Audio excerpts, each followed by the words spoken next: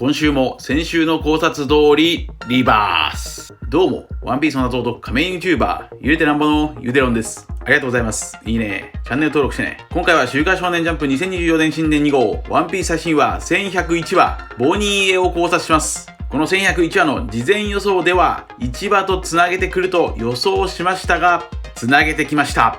1101話を読み解くキーワードは1です。一緒に考えていきましょう。よろしくお願いします。ただし最新話をまだ読んでない人は大いにネタバレを含む内容ですから、今すぐ動画をストップさせてください。よろしいでしょうか。行きましょう。まずは先週の予想を振り返りましょう。先週このように考えました。こちらです。前回の1099話と今回の1100話はどちらも全ての章とつながっていると考えます。そう、後半の海の終わりのイメージがこの1100話にはある。そして次の1101話の類似話数は1話風車村と101話リバースマウンテンリバース。そして1100話には CP8 の看護師アルファが登場。このアルファの存在で僕は今回の考察を確信しました。アルファはおそらくカリファの血縁者でしょう。つまりアルファはエニエスロビー編を表す。クマは何をしに風車村へ来たのか。それは以前から考えているように、クマはルフィがニカだと知っていた。それはおそらくベガパンクからニカの話を聞いたのか。29話の扉でルフィはひっくり返っています。つまりゴム56話、ニカ29にひっくり返る。1101話の語呂合わせも考えましょう。1101話の語呂合わせはひどい、否定、人質、引いていく、人転移。はい、先週の予想はなかなかの高得点だったようです。それではいつものように話数の理論を考えましょう。まず1101話のジャンプの表紙はスノーボードで180を決めるルフィ。つまり180とはひっくり返る、リバース。そして先週の動画では奇跡的にスノーボードをする29話の扉絵を紹介しました。ニカ。そんな今週のジャンプの表紙には1100話突破記念の文字、そして本を開いてカラー扉絵を見ると釈迦が大きく扱われています。釈迦の顔にはもちろん01の文字、1100足す01釈迦は1101話。これは1101話が1話とつながっていることを表している。そんな1101話の類似話数は1話と101話と111話です。1話はもちろん風車村。1話でルフィはシャンクスから麦わら帽子をもらう。一方1101話ではボニーがコニーから帽子をもらう。498話で登場したボニーの変な帽子はコニーの帽子だった。さらに1話でルフィは金塊の主の左頬を一発 KO。一方1101話ではボニーがニカみたいになりアルファの左頬を殴って一発 KO。そして1話でルフィは風車村を出港。一方1101話でもボニーがソルベ王国を出港。次に101話でルフィはゴムの体を膨らませる。111話でもルフィはゴムの体を膨らませる。一方1101話でボニーも腕をゴムのように膨らませてる。さらに1101話の反転話数も考えましょう。1101話をひっくり返すと1011話ルフィ VS カイドウ。1011話は伝説のあのセリフ、9値ほど笑い笑うほどニカ。これは1101話のニカみたいなボニーにつながる。すると以前も考えましたがジョイボーイと読める完璧な語呂合わせは10話先の未来ジョイボーイ。1111話です。1111話がジョイボーイを表す回でしょう。10話先が楽しみになりました。10話先だとおそらくルフィが巻き起こすというエッグヘッド事件が語られそうです。以上が話数の理論一つなぎです。それでは本編の流れを考察しましょう。1101話のスタートは3年前のゴア王国風車村ではなくコルボ山。そこでは16歳のルフィがゴムゴムの斧を一人で特訓中。すでに岩を割れるほどの威力がある。つまり1話の時点でルフィは相当強い。そんなゴムの男ルフィを見ているクマ。ここでクマはゴア王国におけるドラゴンの動向を思い出す。クマ曰くドラゴンはゴア王国を熟知しており風車村へも訪れ一人の少年を目で追っていたと言います。これが1101話の話数の語呂合わせ一つ目。11追いかける。11追いかける。この11追いかけるという語呂合わせはドラゴンだけでなく後半のアルファにもかかっています。ここで素性を詮索するクマにドラゴンは俺を殺したいのなら続けろ。子は親の弱点だ。という親の弱点はその子供。確かにアーロンからナミを守ったベルメールさんもそうでした。カイドウから桃之助を守った光月おでんもそうでした。すると、もしかするとドラゴンはルフィを守るために死んでしまうのか、もしくはクマがボニーを守るために死んでしまうのか、2人の死亡フラグが少し見えましたが、いずれにせよクマはボニーを守るためにエッグヘッドに飛んでくるでしょう。とにかく修行中のルフィはゴムゴムの斧を必殺技にするという、その必殺技を使うときは仲間が捕まったとき、これはアーロンに捕まっていたナミを助けたときに使った技でした。さらに山奥で動物に話しかけて斧の修行をするルフィはまさかり担いだ金太郎。それを見ているクマ。金太郎がいた山は足柄山。1101話ではコルボ山からゴムの足が伸びている。つまり足柄山をひっくり返すと山から足。そして金太郎姿のルフィといえばフィルムゴールド。エッグヘッド編は映画フィルムゴールドとつながっている。フィルムゴールドでは金太郎の衣装が登場。さらにボステゾーロの最愛の人ステラは天竜人にさらわれていました。これはジニーを想起させます。ちなみにフィルムゴールドのステラは美人でしたが、エッグヘッドのステラはジジイです。ここでまた新たな理論をぶち上げましょう。小田先生が監修した映画フィルムシリーズは全て本編を先取りしている説。それはすでに考えましたが、フィルムストロングワールドはワノ国編を先取りしていました。フィルム Z は黒ひげと関連があると考えましたが、関連があったのは黒ひげ海賊団の青生地と最後の授業ガープの蜂の巣編でした。そしてフィルムゴールドはエッグヘッド編とつながっている。それならばすでにこちらで考えたようにフィルムレッドはイム様を表していると考えられそう。脱線しましたが話を本編に戻しましょう。先週1099話と1100話は過去の章とつながっていると考えました。しかしさらにこの1101話も引き続きつながっていそう。山で修行するルフィはルスカイナ島を表す。ルフィのゴムゴムの斧はアーロン編を表す。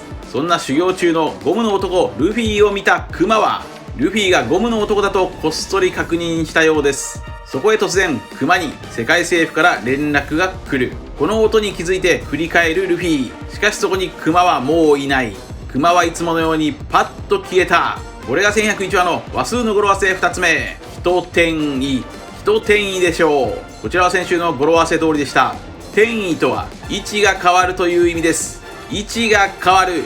位置が変わる。1話の改編版がこの1101話です。そしてクマは政府の指令をこなしながら先週に引き続きボニーへの手紙を書いていますが、このボニーへの手紙は全てアルファが破棄していました。これが1101話の話数の語呂合わせ3つ目。ひどい。これはひどい。ちなみにアルファとはギリシャの数字では1を表します。とにかくクマからの手紙をずっと待っているボニー。一方コニーはボニーの年々の身についてアルファたちには秘密にしておこうというノーアルタカは詰め隠す。ちなみにベガバンクのベガとは星の名前であり、アラビア語ではハゲタカという意味です。つまりベガとはノーアルタカです。そのベガパンクの脳は今パンクレコーズとなっていますが、このパンクレコーズには以前も考えましたがまだ何か秘密がありそう。そして第8研究所にはステューシーのクローンもいる。自我のない人間と自我のあるクローン、どちらが不幸かしらと問いかける。これが1101話の話数の語呂合わせ4つ目。人の問い。人の問い。そして自我を失うクマは残り1年間ボニーへ手紙を書き続けますが、9歳になってもボニーに手紙は届かない。そしてボニーの制御輪が感知します。しかしアルファは10歳になるまで看護するという。コニー王太后はアルファが政府の人間だという情報を入手。これによりボニーはコニーと漁業たちのサポートを受けて海へ出ます。10歳のボニーはコニーの服を入れ替えて外へ出る。太陽の元へ。これは魚人島編を表す。太陽の下を歩くピンクのボニーと漁師の漁業。太陽の下を歩きたいピンクの白星と魚人たちです。すると熊の手紙とはジョイボーイの謝罪文とつながっているのか。存在しないテキストリオポーネグリフとは全てジョイボーイの手紙の可能性がある。とにかく海を目指して旅立ったボニー。ガラガラと荷物を引いていく10歳のボニー。これが1101話の話数の語呂合わせ5つ目。引いていく。こちらの語呂合わせも先週予想できました。しかしアルファがいちいち追いかけてくる。ここでボニーはクマと話したニカを思い出す。ニカとは、その体はゴムのような性質を持ち、空想のままに戦う。そう、やはり考察してきたようにクマはニカを知っていた。そしてゴムの男ルフィがニカだと確信した。だから後にサニー号を2年間守った。迫り来るアルファに対してボニーは年々のみディストーションフューチャーを発動。ニカみたいな未来。ボニーの腕はゴムのように膨らんでアルファをぶちのめす。これが1101話の話数の語呂合わせ6つ目。一転移。転移とは位置を移動するという意味と、物質がある状態から別の状態へ変化する現象も表す。ボニーはニカの状態へと変化しました。年々の実はただ年齢を操作できるだけじゃない。未来の姿にもなれる。それは1年後の未来、ルフィがエニエスロビーで放つ拳、ルッチに放ったギアサード、ニカの未来。やはり先週考察したようにアルファはエニエスロビー編を表している。さらに1話で金塊の主を殴って出航したルフィにもつながる。1話のルフィと1101話のボニー、どちらも大ぐらいつながりもあります。そしてわずか10歳で海に出たボニー。ナレーションではこれを人質ボニーの脱走だという。これが1101話の話数の語呂合わせ5つ目。人質。こちらの語呂合わせも先週予想できました。そしてこのディストーションフューチャーはその昔考えた理論 SBS 先取り説も成立しています。さらに1096話で熊の悪魔の実、ニキニキの実は解放の手と呼ばれていました。そして熊はニカになりたい男。次にこの1101話ではボニーの悪魔の実、年々の実がニカと重なりました。ニキニキの実と年々の実がニカと重なった。これはどういうことでしょうか。これはもしかすると語呂合わせで変換すると面白いのかもしれません。例えばニキニキの実とは2929、これを変換するとニカ。そして年々の実とは年々1414、この数字も変換すると樹脂。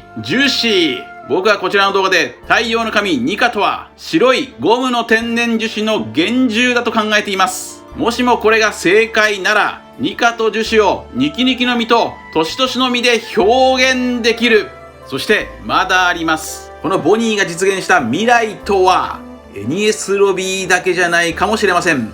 もしかするとさらに先の未来も先取りしている可能性がないでしょうか。看護師アルファとはいわばイム様イコールイム様。太陽の神ニカがイムを殴り飛ばす未来もあるのか。そしてアルファについてヨハネの黙示録では次のように使われている。私はアルファでありオメガである。最初のものであり最後のものである。始めであり終わりである。以上です。続いては次回1102話の展開を話数の理論で読み解きましょう。1102話の類似話数は2話と102話と112話です。2話はその男麦わらのルフィ。それならば1102話ではその男太陽の神ニカ。熊がルフィをニカと認定する話か。次に102話はさてグランドライン。巨大なクジララブーンと遭遇。ラブーンはブルックとの約束を守って岬で待っていました。それならばその逆、ボニーとギョギョの熊を探す旅が描かれそう。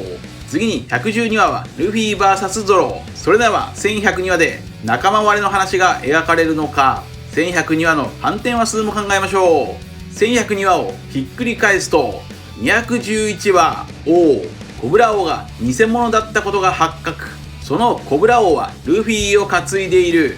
それならば1102話では暴君クマがルフィたちを助ける話か。つまりスリラーバークやサニー号を2年間守った話か。1102話の話数の語呂合わせも考えましょう。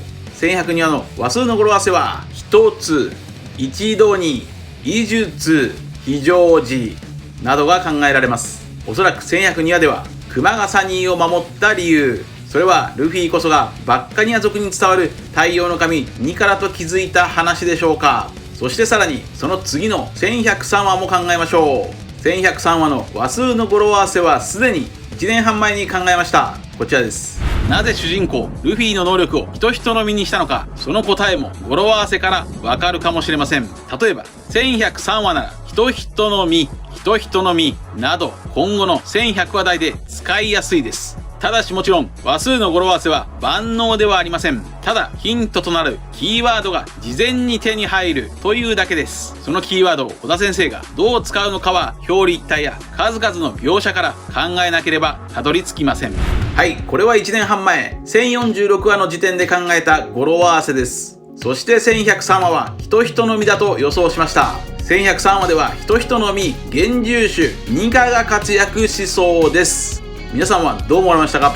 ご意見や考察してほしいなどがあればコメント欄までよろしくお願いします。ありがとうございました。チャンネル登録やコメントよろしくお願いします。